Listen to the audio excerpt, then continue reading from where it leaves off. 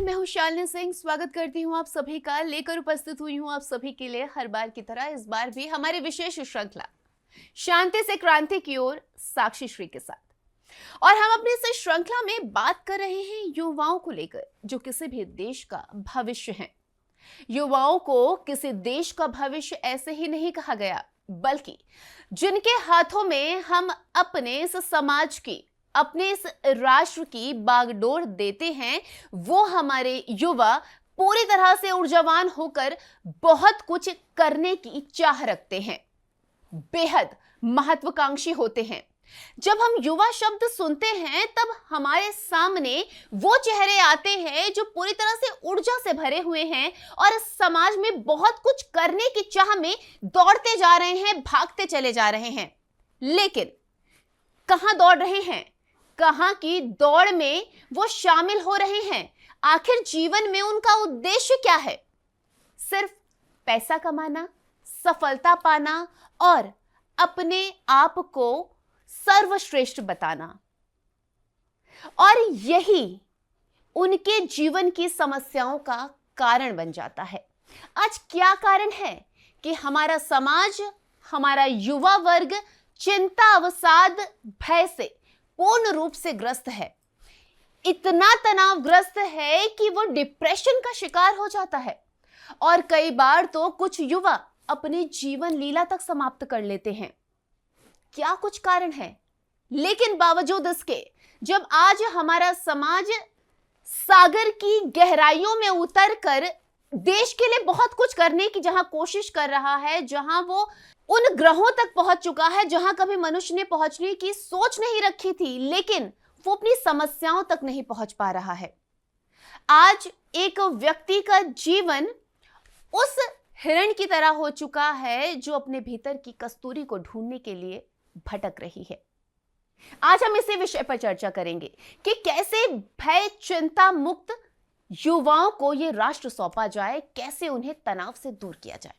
और इस पर चर्चा करने के लिए एक बार फिर हमारे साथ जुड़े हैं वो विभूति जिनके विषय में परिचय देना हर बार मेरे लिए मुश्किल हो जाता है, जो प्रेम और ध्यान के माध्यम से समाज को बदलने की चेष्टा कर रहे हैं, अग्रसर हैं और समाज को अब तक बहुत कुछ दे चुके हैं। हम बात कर रहे हैं हमारे परम पूज्य साक्षी श्री महाराज जी की। आइए महाराज श्री का स्वागत करें और कार्यक्रम को आगे बढ़ाएं। गुरुदेव, आपका बहुत बहुत स्वागत है। नमस्कार। नमस्कार। तो आइए प्रश्नों के साथ कार्यक्रम में आगे बढ़ा जाए और अपने आज के विषय पर प्रकाश डाला जाए। गुरुदेव, पहला प्रश्न। गुरुदेव, देश के युवा और उनकी समस्याएं, चिंता, अवसाद, तनाव, भय, फिर हम कैसे एक सुनहरे भविष्य की कल्पना कर सकते हैं? गुरुदेव, क्या कुछ कारण है कि युवाओं का जीवन आज इन्हीं चार पहलुओं में समट कर रह गया है? ऐसी कल्पना तो हमने कभी नहीं की थी। वास्तव में शालिनी जी, मैं भगवान बुद्ध के एक महत्वपूर्ण वचन की ओर आपका ध्यान आकर्षित करना चाहता हूँ। उन्होंने कहा, इच्छाएं या कामनाएं ही मनुष्य के समस्त दुखों का कारण है। मनुष्य के जितने दुख हैं जीवन के, सबका कारण है उसकी इच्छाएं, उसकी कामनाएं, उसकी चाह। और मनोवैज्ञानिक अध्ययनों में पाया गया है कि आज युवाओं के जीवन में जो इतना बड़ा चिंता, तनाव, अशांति, उपद्रव का जार है, उसका मुख्य कारण है उनकी महत्वाकांक्षा। महत्वाकांक्षा का अर्थ होता है महत्व पाने की आकांक्षा, यानी दूसरों से अधिक धन मिल जाए, दूसरों से अधिक बड़ा पद मिल जाए, दूसरों से अधिक मान सम्मान मिल जाए, यानी दूसरों की तुलना में अधिक से अधिक बहुत जल्दी पा लेना। यही महत्वाकांक्षा का मूल अर्थ है और यही आज युवा पीढ़ी के चिंता, दुख, तनाव में होने का सबसे मूल कारण है। अब प्रश्न उठता है कि महत्वाकांक्षाओं का जहर जो बचपन से ही धीरे धीरे माँ बाप, शिक्षक और सारे समाज के द्वारा दिया जाता है, वह वास्तव में इतना विष भरा है, इसका लोगों को भान नहीं, इसका लोगों को यथार्थ में पता नहीं है। सबसे पहली आवश्यकता है इस मनोवैज्ञानिक और आध्यात्मिक सत्य को लोगों के हृदय तक पहुंचाना। इस महत्वाकांक्षा के कारण युवाओं के भीतर अंतः संघर्ष शुरू हो जाता है और बाहर के जगत में भी संघर्ष शुरू हो जाता है। इससे उनका जीवन पूरी तरह अशांति और उपद्रव से भर जाता है। अब प्रश्न उठता है कि इस महत्वाकांक्षा के जहर से मुक्त कैसे हुआ। सबसे पहली बात, इस सत्य को जान लेना कि महत्वाकांक्षाएं जहरीली होती हैं, इनसे मुक्त होना जरूरी है। ये पहली अनिवार्य शर्त है। दूसरी महत्वपूर्ण बात इस संबंध में यही कहना चाहता हूँ कि व्यक्ति इन सारी महत्वाकांक्षाओं को इसलिए पैदा करता है कि वह कुछ न कुछ और अधिक पा ले। वो ऐसे कामों में अपने को लगा देता है जो करना उसकी स्वाभाविक वृत्ति नहीं है, जो भीतर से करना चाहता नहीं है, लेकिन करता सिर्फ इसलिए है जिससे उसकी इनकम बढ़ जाए या जिससे वह दूसरों की अपेक्षाओं को पूरा कर दे, माँ बाप की अपेक्षाओं को पूरा कर दे। मैंने बहुत गौर से देखा तो एक ही समाधान उपलब्ध होता है कि जो भी हम पाना चाहते हैं, जो भी हम करना चाहते हैं, जो भी हम होना चाहते हैं, वह हमारी स्वाभाविक वृत्ति, आंतरिक वृत्ति का परिणाम है। तब वह हमारे लिए प्रेमपूर्ण हो जाता है, फिर वह हमारे लिए दुखदाई नहीं बनता है। जैसे हर व्यक्ति की कुछ आंतरिक वृत्ति होती है, कुछ स्वधर्म होता है, कुछ निजी चाह होती है।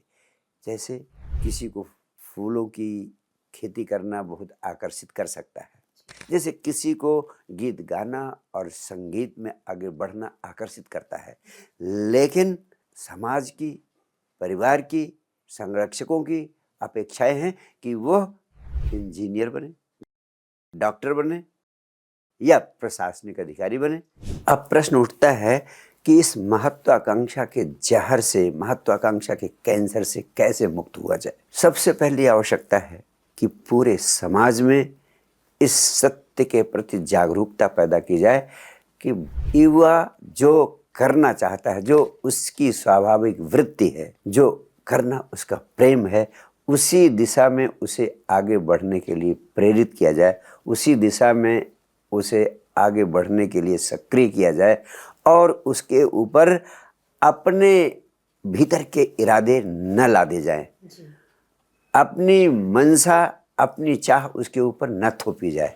अब प्रश्न उठता है, इतने सारे आयाम हैं युवाओं के जीवन में, उन्हें खुद ही नहीं पता चल पाता कि आखिर वह किस कार्य को करने के लिए निर्मित हैं। बिल्कुल, वो दौड़ते जा रहे हैं और उन्हें पता नहीं, उन्हें पता नहीं, मंजिल वो निर्धारित भी करते हैं तो उन्हें इस बात का पता नहीं कि वास्तव में भीतर से वह किस कार्य को कुशलतापूर्वक करने के लिए निर्मित हैं, उनकी स्वाभाविक वृत्ति क्या है। भगवान कृष्ण गीता में कहते हैं, स्वधर्मे निधनम श्रेयः, यानी जो आपकी निजता है उसी के अनुरूप कार्य करना ही आपका धर्म है। ये निजता क्या है? वास्तव में अपनी निजता को जानना और अपनी निजता को, अपनी स्वाभाविक वृत्ति को पहचानना हर युवा का पहला दायित्व है। और सारी शिक्षा व्यवस्था का यही अर्थ है कि सारी शिक्षा व्यवस्था और शिक्षण संस्थान और शिक्षक हर युवा को यह जानने में सहयोग दे कि उसकी वास्तविक वृत्ति, उसका वास्तविक स्वभाव क्या है, जिस दिशा में वो सक्रिय हो तो उसके भीतर का फूल खिल सकता है। वास्तव में इस संबंध में बहुत तरह के अध्ययन किए गए, लेकिन उनका निष्कर्ष जो मैंने आत्मसात किया है और जो मैं जादुई सूत्र के रूप में, मैजिकल फार्मूला के रूप में युवा को देना चाहता हूँ, वो ये है कि जो भी आप कार्य करना चाहते हैं उसे अगर आप इस भाव से करते हैं, हमारा भविष्य इससे सुरक्षित हो जाएगा या हमें बहुत धन मिल जाएगा या हमें बड़ा पद मिल जाएगा, तो निश्चित रूप से वह आपकी स्वाभाविक वृत्ति नहीं है, वो आपकी निजता नहीं है, वह आपका स्वधर्म नहीं है। उस स्वधर्म को जानने का एक ही तरीका है कि आप थोड़ी देर को ये मान लें कि आप आपको अपार धन संपदा मिल गई है, अब धन कमाने की आपको कोई ज़रूरत नहीं है। ऐसी स्थिति में आप गौर से सोचें, गौर से देखें कि भीतर से अब आप क्या करना चाहेंगे। अब आपके भीतर से स्वाभाविक रूप से वही काम प्रकट होगा जिसके लिए आप निर्मित हैं। क्योंकि अगर आप धन की चाह में सक्रिय होंगे, धन की आकांक्षा से सक्रिय होंगे, तो उन कामों को करने की ओर आप अग्रसर होंगे जिन कामों से आपको पता चलेगा कि बहुत धन मिल सकता है। ऐसे तमाम सारे काम आप खोजेंगे और उनको जानने की कोशिश करें। लेकिन अगर आप ये मान लेते हैं कि धन तो आपके पास अथाह आ चुका है, अब जो जीवन बचा है उस जीवन को बिताने के लिए आप क्या करना चाहेंगे, तब निश्चित रूप से आपको स्वधर्म का आंतरिक स्वभाव का पता चलेगा और उस दिशा में आप सक्रिय होंगे। तो एक चमत्कार तो ये होगा कि वो उस कार्य को करना आपका आनंद बन जाएगा। कि महत्वाकांक्षाओं से मुक्त होने का उपाय है लव व्हाट यू डू और डू व्हाट यू लव, और इसको पता करने का तरीका मैंने आपको बताया। दूसरा महत्वाकांक्षाओं से मुक्त होने का उपाय है, भगवान कृष्ण गीता में कहते हैं कर्मण्येवाधिकारस्ते मा फलेषु कदाचन, यानी जिस दिशा में आप कार्य कर रहे हैं उसमें पूरी ताकत लगाकर उस काम में आगे बढ़ते जाएं, फल की कामना ना करें। जब इस तरह आप सक्रिय होते हैं तो उस विशेष कृत्य में आपकी पूरी ऊर्जा लग जाती है, और जब पूरी ऊर्जा कृत्य में लग जाती है तो परिणाम अपने आप मिलता है। लेकिन परिणाम पर फोकस ना करें तो निश्चित रूप से आपको महत्वाकांक्षा के जहर से मुक्ति मिलेगी। और तीसरा सूत्र महत्वाकांक्षाओं से मुक्त करने के संबंध में मैं बार बार सारी दुनिया को देता हूँ, भीतर से संन्यास, बाहर से संसार। यानी बाहर के जगत में आप वैसे ही कार्य करते रहें जैसे आप बहुत बड़े महत्वाकांक्षी हैं, लेकिन भीतर से संन्यास यानी भीतर से सर्व स्वीकार के भाव में रहें। इस बात के लिए राजी हो जाए कि करने वाला वही, कराने वाला वही, जो अस्तित्व की मर्जी होगी, जो अस्तित्व की व्यवस्था होगी, जो अस्तित्व के द्वारा स्क्रिप्टेड होगा, मैं उसके लिए राजी हूँ। इस सूत्र का अभ्यास करें, आपकी जिंदगी बदलेगी, महत्वाकांक्षाओं के जहर से आप मुक्त होंगे। युवाओं में चिंता, तनाव, भय और अवसाद का दूसरा महत्वपूर्ण कारण है कि युवा भविष्य में क्या क्या हो सकता है इसकी कल्पनाएं करते रहते हैं, और इन कल्पनाओं में जब वह उन बातों की सोच विचार करते हैं जो अप्रिय घटनाएं संभावित हैं, जब भविष्य में इस दिशा में अप्रिय हो सकता है, उस दिशा में अप्रिय हो सकता है, इसकी कल्पनाओं में वो डूब जाते हैं तो चिंता और भय से भर जाते हैं, तनाव से भर जाते हैं। जैसे इस बात की कल्पना करते हैं कि अगर अगली साल नौकरी ना मिली तो क्या होगा, और फिर नौकरी ना मिलने के भय, चिंता और तनाव से डूब जाते हैं। इस बात की कल्पना करते हैं कि कहीं उनका ब्रेकअप हो गया तब उनका जीवन कैसे बीतेगा। तो ये जो भविष्य की कल्पना है, अप्रीतिकर कल्पना है, दुखदायी कल्पना है, वही उनके चिंता, तनाव और अवसाद का कारण बनी।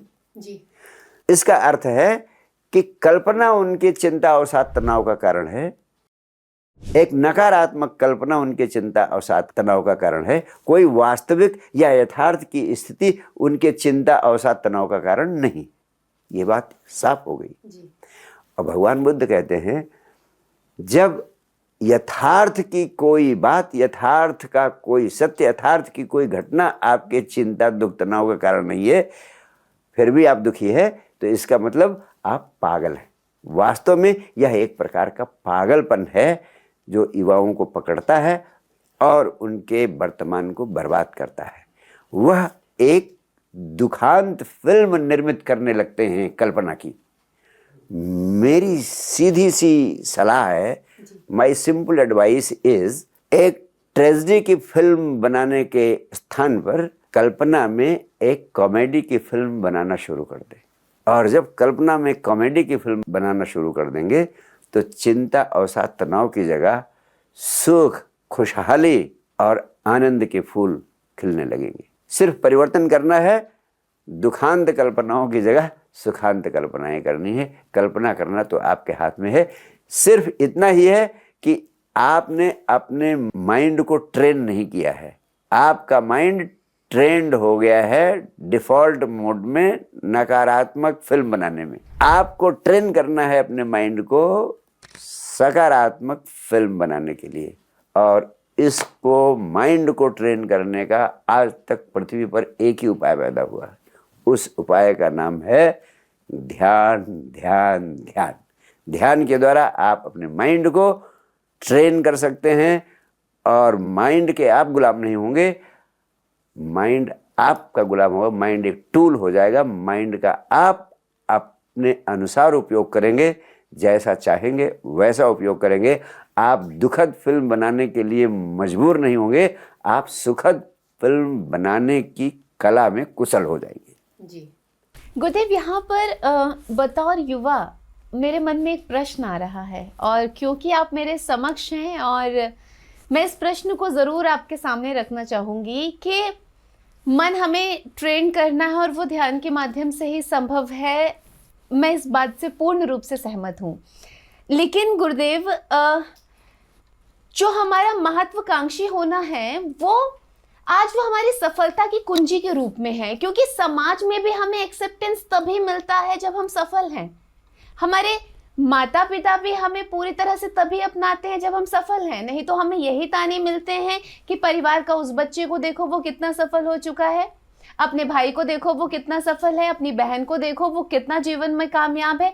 जब हमें बचपन से ही यही बोला जाएगा, बचपन में हमें नंबर्स लाने के लिए प्रेशर बनाया जाता है, उसके बाद फिर हमें कॉम्पिटिटिव एग्जाम्स क्लियर करने के लिए प्रेशर बनाया जाता है, उसके बाद नौकरी में उन्नत करने के लिए हम पे प्रेशर बनाया जाता है, और यहाँ तक कि जब हम वैवाहिक जीवन में प्रवेश कर जाते हैं, गृहस्थ हो जाते हैं, वहाँ पर भी हमसे बहुत तरह की उम्मीदें की जाती हैं। गुरुदेव, इन उम्मीदों से, इन एक्सपेक्टेशन से आखिर एक युवा अपना पीछा कैसे छुड़ाए? क्या बोले समाज को वो? इसी संबंध में मैं सबसे महत्वपूर्ण बात कहना चाहता हूँ। पहले भी मैंने कही कि सबसे पहले तो माँ बाप, शिक्षक और समाज को जागरूक करना है कि महत्वाकांक्षाओं का जहर वास्तव में उनके बच्चों के लिए कैंसर का काम कर रहा है, उनकी जिंदगी बर्बाद कर रहा है। उनको अगर हम जागरूक करने का एक व्यापक अभियान चलाएंगे तो इसके व्यापक परिणाम होंगे, इसके स्वस्थ परिणाम होंगे। दूसरी बात, युवाओं को हमें सचेत करना है कि विकास का अर्थ क्या है। विकास का अर्थ दूसरों से आगे बढ़ना नहीं है। विकास का अर्थ है स्वयं के आनंद को बढ़ाना। विकास का अर्थ है कुछ ऐसा करना जिसमें दूसरों से ईर्ष्या या दूसरों से प्रतिस्पर्धा किसी भी प्रकार से जरूरी नहीं है। हम बिना किसी स्पर्धा के भाव से, किसी प्रतिस्पर्धा के भाव से, बिना किसी ईर्ष्या के भाव के भी विकसित हो सकते हैं, और इसके लिए गहरी समझ की जरूरत है। और वो गहरी समझ, जैसा मैंने कहा, वो गहरी समझ सिर्फ विवेक के जागरण से आ सकती है। वह गहरी समझ तभी पैदा हो सकती है जब स्वयं हम अपनी चेतना को विकसित करने की दिशा में ध्यान के माध्यम से सक्रिय हो। इसीलिए मैंने कहा आत्म क्रांति की आवश्यकता है। ये ऐसी चीजें हैं जो अगर हम दूसरों को मानते रहेंगे, दूसरों की बात को मानकर अपना जीवन निर्मित करते रहेंगे, तो हम स्वयं को उपहास का पात्र बनाने का काम करेंगे। इसके अलावा उपलब्धि कुछ नहीं हो, यही हो भी रहा है पृथ्वी पर। तो इस व्यापक समझ को पैदा करने के लिए अपने भीतर परिवर्तन करने हैं, और दूसरे हम जैसे लोगों का काम जो भी जहाँ पर है वहीं पे इस जागरूकता को पैदा करने का काम करना है। इस सेशन के माध्यम से भी मैं युवाओं को जागृत करना चाहता हूँ, उनके पेरेंट्स को जागरूक करना चाहता हूँ, सारे समाज को जागरूक करना चाहता हूँ कि महत्वाकांक्षा जहर है। इस सत्य को आज मनोवैज्ञानिक और अध्यात्म के सारे संबुद्ध सद्गुरु और यहाँ तक कि मेडिकल साइंस भी अच्छी तरह सिद्ध कर चुकी है। इसे हमें स्वीकार करना चाहिए और इस जहर से मुक्त होने की दिशा में हमें सक्रिय होना चाहिए। गुरुदेव, इस समाज का निर्माण कैसे होगा? हम कैसे लोगों को जागरूक करें? हम क्या फिर से हमें ध्यान की प्रक्रिया की ओर आगे बढ़ना होगा? ध्यान की प्रक्रिया की ओर तो बढ़ना ही होगा। इसके साथ साथ ये भी जरूरी है कि हम पूरे देश में, दुनिया में समझ की क्रांति पैदा करें। सारे दुखों का कारण, सारी चिंता, भय, तनाव, अवसाद का कारण है फियर ऑफ इनसिक्योरिटी, असुरक्षा का भय। हम इस तरह की असुरक्षा या उस तरह की असुरक्षा के भय से भर जाते हैं और चिंता, तनाव और भय से ग्रसित हो जाते हैं। अब प्रश्न उठता है कि इससे कैसे हम मुक्त हों? इन सारे भयों से मुक्ति का एक ही रास्ता है कि हमारे भीतर इस सत्य की समझ पैदा हो जाए कि हम कितना भी कोशिश करें, जितने हमारे भीतर भय पैदा होते हैं, उन सबसे निपटने के लिए हम बड़ी व्यापक सुरक्षा नहीं कर सकते हैं। आर्थिक सुरक्षा, भौतिक सुरक्षा, अन्य तरह की मानसिक और भावनात्मक सुरक्षा जो हम पैदा नहीं कर सकते हैं, सिर्फ सोच सकते हैं। इसलिए जो गहन सत्य है कि असुरक्षा के सत्य को स्वीकार कर लेना। जब हम असुरक्षित हैं और किसी भी समय कुछ भी हो सकता है, इसके लिए स्वीकार भाव पैदा कर लेते हैं, तो चिंता और तनाव की हवा निकल जाती है। एक बहुत महत्वाकांक्षी चित्रकार एक दिन मेरे से मिला। उसकी पीड़ा थी कि वो निरंतर भयभीत रहा करता था। उसको इस बात का भय था कि कहीं उसका एक्सीडेंट ना हो जाए, और एक्सीडेंट में उसका अंग भंग हो सकता है, कहीं लंगड़ा ना हो जाए। उसको ये भय था कि कहीं वो एक्सीडेंट में मर ना जाए, और लंगड़ा हो जाने का भय, मर जाने का भय, ये उसको सताए रहता था हमेशा। और सारे लोग उसको समझाते थे, घर वाले समझाते थे, परिवार वाले समझाते थे, डॉक्टर समझाते थे, जहाँ जहाँ जाता था इलाज के लिए सब समझाते थे कि ऐसा हो ही नहीं सकता है, तुम क्यों गलत सोच रहे हो, गलत कल्पना कर रहे हो। उसको मैंने बताया और वो एक्सेप्ट नहीं करता, कहता कि कैसे, एक्सीडेंट तो हो ही सकता है, और मैं लंगड़ा भी हो सकता हूँ, मैं मर भी सकता हूँ, तो ये लोग गलत समझा रहे हैं हमें। और गुरुदेव बताइए, मुझे नींद नहीं आती है, मैं ऐसे ही तबाह हो गया हूँ। और उसको भयंकर डिप्रेशन हो गया था इस बात से। मैंने उसको समझाया कि तू बहुत ही समझदारी की बात कर रहा है, और मैं तेरे से कहना चाहता हूँ कि इन एनी सिचुएशन ये चीज़ें किसी के साथ भी हो सकती हैं और तुम्हारे साथ भी हो सकती हैं, लेकिन इस सत्य को मान लो कि ये हो सकती हैं। मृत्यु ही एक चीज़ है जो निश्चित एक ना एक दिन होनी है, और सब चीज़ें तो अनिश्चित हो सकती हैं, लेकिन मृत्यु निश्चित है। तो इसको स्वीकार कर लो कि किसी दिन हो सकती है। ये संघर्ष ही ना करो कि ये सत्य हो सकता है कि नहीं हो सकता है, इसको स्वीकार कर लो कि ये किसी न किसी दिन हो सकता है। और जब तुम स्वीकार कर लो इसको, तब मुझे बताओ कि अब तुम्हें क्या तकलीफ है। उन्होंने कहा, गुरुदेव मैंने स्वीकार कर लिया, आपकी बात सही है, बिल्कुल सही है, लेकिन मैं अच्छे अच्छे चित्र बनाना चाहता हूँ, चित्रकार हूँ मैं। अगर ये घटनाएं हो जाएंगी तो मैं चित्र कैसे बना पाऊंगा। मैंने कहा, लेकिन अभी तो तू बना सकता है, अभी ये घटनाएं नहीं हुई है, अभी तो मजे से चित्र बना जितना बनाना चाहता है। और बात उसकी समझ में आ गई। और जो उसको लाख समझाया जाता रहा कि ऐसा तेरे साथ नहीं हो सकता है, केवल ये समझाने से कि ऐसा कभी भी हो सकता है, इस बात को स्वीकार कर लो, उसकी समस्या समाप्त हो गई। बिल्कुल एक्सेप्ट कर लिया, एक्सेप्टेंस। तो जीवन के सत्य को स्वीकार कर लेना है। इस स्वीकार के भाव से दुख की हवा निकल जाती है। अंत में मैं इस समस्या के समाधान के लिए 3 महत्वपूर्ण मनोवैज्ञानिक खोजों की चर्चा करना चाहता हूँ। जी बिल्कुल। जब आपको चिंता, भय, तनाव पकड़ता है तो आप में 3 महत्वपूर्ण परिवर्तन होते हैं। सबसे पहली बात, आपकी फिजियोलॉजी चेंज हो जाती है, आपकी शारीरिक अवस्था बदल जाती है, आपकी श्वास तीव्र गति से चलने लगती है, और ऐसे में आपका शरीर सिकुड़ जाता है, आपके कंधे सिकुड़ जाते हैं। जो फिजियोलॉजिकल चेंज हुआ आप शरीर में, उस फिजियोलॉजी को आप बदल करके तुरंत चिंता और भय से मुक्त हो सकते हैं, तनाव से मुक्त हो सकते हैं। अब आपकी श्वास की गति तेज हो गई है और आपका शरीर सिकुड़ रहा है। ऐसे में आप तुरंत go for a quick run, quick exercise, और किसी भी प्रकार का व्यायाम कर लें या 15-20 मिनट दौड़ लें, आपकी फिजियोलॉजी नॉर्मल हो जाएगी। और फिर आप लंबी और गहरी सांस लें। 15-20 मिनट का व्यायाम करने के बाद थोड़ी देर लंबी और गहरी श्वास लें, तो जो उथली श्वास चलने लगी थी आपकी, वो श्वास लंबी और गहरी हो जाएगी और आपकी फिजियोलॉजी पूरी चेंज हो जाएगी। आप चिंता और तनाव से मुक्त हो जाएंगे। ये मेडिकल साइंस और मनोवैज्ञानिक परीक्षणों के आधार पर ये सत्य सिद्ध हो चुका है। दूसरा जो परिवर्तन होता है, आप जब चिंता भय तनाव से भरते हैं तो आपकी भाषा, आप जो शब्द यूज करते हैं वो बड़े कमज़ोर शब्द प्रयोग करने लगते हैं। डर, चिंता, तनाव से भरे हुए शब्द प्रयोग करने लगते हैं, हताश दिखने लगते हैं। तो ऐसे में change your words, start using power words. शक्तिशाली शब्दों और फ्रेजेस का प्रयोग करें। जैसे मैं कुछ नहीं कर सकता, लगता है मैं ऐसे ही रह जाऊंगा। Instead of saying I will lose, start saying I will win. Instead of saying I can't do, start saying I can do. So these things will start making immediately big impact on you.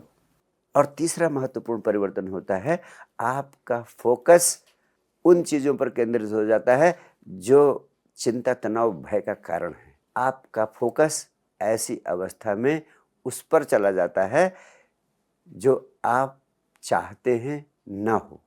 Your focus goes on what you do not want to happen. Now you have to change your focus on what you want to happen. अब जो आप चाहते हैं कि हो जाए, आप जैसा चाहते हैं कि ऐसा हो, उस पर अपना फोकस ले जाएं और उसको साकार होता हुआ अनुभव करें 5 मिनट तक। Close your eyes and for 5 minutes change your focus from what you fear to what you want to happen. Once you focus on what you want to happen, start visualizing the same for 5 minutes. जो आप चाहते हैं कि हो, उसको साकार होता हुआ अनुभव करें। आपका फोकस बदलेगा, आपकी शारीरिक स्थिति, आपकी मानसिक स्थिति, आपकी भावनात्मक स्थिति बदलेगी और चिंता, तनाव, भय से आप मुक्त होते चले जाएंगे। Enough for today. Thank you. तो आज की चर्चा रही भय, चिंता, अवसाद, तनाव पर कि कैसे युवा इससे मुक्त हो सकते हैं, और जो यहाँ पर इससे मुक्त होने के बहुत ही सुंदर व्यवस्थित जो यहाँ उपाय बताए गए हैं, ये बड़े ही प्रैक्टिकल हैं। आप इन्हें अपने जीवन में अनुभव कर सकते हैं। आपको अपने आप को सकारात्मकता की ओर ले जाना है। आपको अपने लिए नकारात्मक नहीं बोलना है। आपको सिर्फ जीवन का यही एक मंत्र बना लेना है कि असंभव भी अपने आप में संभव है। और फिर देखिए कैसे चुटकियों में आपको आपकी समस्याएं हल होते हुए दिखेंगी। आपकी समस्याओं पर हम लगातार चर्चा कर रहे हैं। अगर आपके मन में भी कोई सवाल है, किसी विषय पर आप भी अपनी बात हम तक पहुंचाना चाहते हैं, तो आप हमें हमारी वेबसाइट पर लॉगिन करके बता सकते हैं, अपने विषयों को हमसे साझा कर सकते हैं। और आपको बताना चाहूंगी कि साइंस डिवाइन के माध्यम से कई सारे ऐसे कार्यक्रम चलाए जाते हैं जहां ध्यान और प्रेम के माध्यम से आपके जीवन को पूरी तरह से परिवर्तित किया जाता है। और इस तरह के कार्यक्रम हर माह के पहले रविवार को साइंस डिवाइन में आयोजित किए जाते हैं, जिसमें आप सभी सादर आमंत्रित हैं। आज के लिए हमारी इस विशेष प्रस्तुति में बस इतना ही। लेकर नया विषय एक बार फिर युवाओं की समस्याओं पर चर्चा हम होंगे उपस्थित। अभी के लिए दीजिए अनुमति, आप सबसे आज्ञा लूं, अनुमति लूं उससे पहले गुरुदेव का बहुत बहुत धन्यवाद। Thank you. और आपके लिए बस इतना ही कहना चाहूंगी, समस्याएं जैसे भी हैं, जीवन से हताश नहीं होना है, उनसे लड़ना है। और उसके बाद भी आपको लग रहा है कि आप अपने आप से नहीं समस्याओं को संभाल पा रहे हैं, तो साइंस डिवाइन में आप सादर आमंत्रित हैं। नमस्कार।